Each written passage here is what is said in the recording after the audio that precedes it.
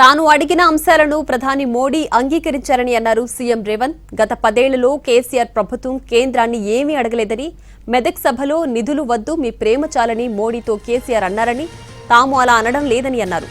నిన్నటి సభలో మోడీ మాటలను ఎవరికి నచ్చినట్లు వారు అర్థం చేసుకుంటున్నారని, తమ మధ్య జరిగిన ప్రస్తావన అభివృద్ధి కోసం మాత్రమేనని, అందులో రాజకీయాలకు తావులేదని వివరించారు సీఎం. తాను బీజేపీని ఓడించే సీఎం అయ్యానని చెప్పారైనా రాష్ట్ర అభివృద్ధి, కేంద్ర ప్రభుత్వం సమన్వయంపైన చర్చించామని అన్నారు. కాంగ్రెస్ ను విమర్శిస్తే తనను విమర్శించినట్లేనని రేవంత్ తెలిపారు. ఇక హామ్వే టెండర్లపై హరీష్ రావు ఆరోపణలపైన స్పందించిన సీఎం సవాల్ విసిరారు. సీబీఐ విచారణ తర్వాత సిద్ధమని, ఎంక్వైరీ కోరుతూ హరీష్ లేఖ రాయడానికి సిద్ధమా అని ప్రశ్నించారు సీఎం.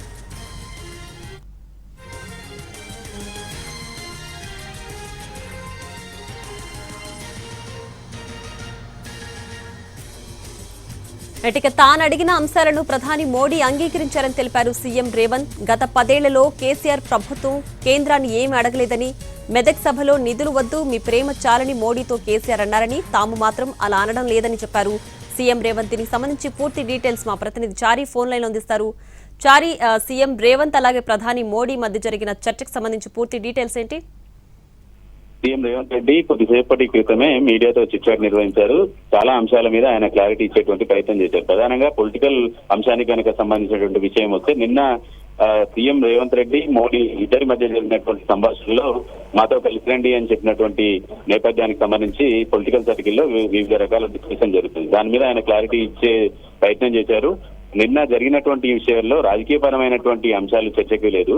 కేవలం అభివృద్ధికి సంబంధించి రాష్ట్రానికి నిధులు ఇచ్చేటువంటి అంశానికి సంబంధించినటువంటి విషయం మీదనే ఇద్దరి మధ్య జరిగినటువంటి సంభాషణ తప్పితే రాజకీయపరమైనటువంటి సంభాషణ కాదు. 2047 వరకు నేను ఒక విజన్ డాక్యుమెంట్ ని ఇప్పటికే ఆవిష్కరించుకున్నాము. బీజేపీ కేంద్ర ప్రభుత్వం ఇచ్చినటువంటి విజన్ డాక్యుమెంట్ లో కూడా ఆ అభివృద్ధిలో తెలంగాణ నుంచి $3 ట్రిలియన్ బడ్జెట్ కి ఎదగాలనేటువంటి ఆలోచన. కాబట్టి నా టార్గెట్ అది. కాబట్టి ఈ టార్గెట్ రీచ్ అవ్వడానికి కేంద్రంతో కలిసి పనిచేయాలనేటువంటి అప్పీల్ మాత్రమే అప్పీల్ గానే చూడాలనేటువంటి అంశాన్ని ఆయన చెప్పుకుంటూ వచ్చారు. మరొక సెటైరిక్ కామెంట్స్ కూడా చేశారు. ఎవరి కళ్ళకు పెట్టుకున్న అద్దాల రంగును బట్టి వాళ్ళకు అనిపిస్తుంది తప్పితే అక్కడ జరిగింది ఏమీ లేదు అనేటువంటి విషయాన్ని కూడా ఆయన మెన్షన్ చేసేటువంటి ప్రయత్నం చేశారు. గతంలో 10 ఏళ్ల పాటు తెలంగాణ ఏర్పడిన తర్వాత ఏర్పడినప్పటి నుంచి 10 ఏళ్ల పాటు కేంద్ర ప్రభుత్వం నుంచి అధికారికంగా చర్చలు కానీ డెవలప్మెంట్ కి సంబంధించినటువంటి యాక్టివిటీస్ కి సంబంధించినటువంటి విషయాలు మాత్రం చర్చ జరగలేదు. కానీ రాష్ట్రంలో మేము అధికారంలోకి వచ్చిన తర్వాత అభివృద్ధికి సంబంధించినటువంటి విషయాలు అనేక రకాల మంత్రుల్ని కలవడం లాంటివి జరిగింది.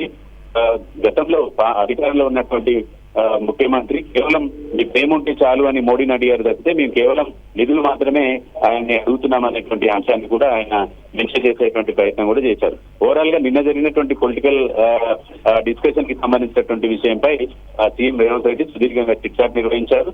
మరొక అంశం మీద కూడా ఆయన క్లారిటీ ఇచ్చారు. బండి సంజయ్ కి కుమారుడికి సంబంధించినటువంటి కేసు విషయంలో కూడా ఆయన క్లారిటీ ఇచ్చారు. ఈ చిట్చాట్ కంటే ముందే డీజీపీతో సీఎం రేవంత్ రెడ్డి సమావేశమయ్యారు. ఆ సమావేశంలో వచ్చినటువంటి ఫిర్యాదు, దానికి సంబంధించినటువంటి ఇప్పటివరకు జరిగినటువంటి ప్రాసెస్ మీద చర్చ జరిగింది. ఒక సీనియర్ ఐపీఎస్ అధికారి, మహిళా అధికారిని నియమించి విచారణ చేయాలి అని చెప్పేసి కూడా సీఎం రేవంత్ రెడ్డి ఆదేశించారు. 8వ తేదీ రాత్రి 9 గంటలకే ఎఫ్ఐఆర్ నమోదైందని.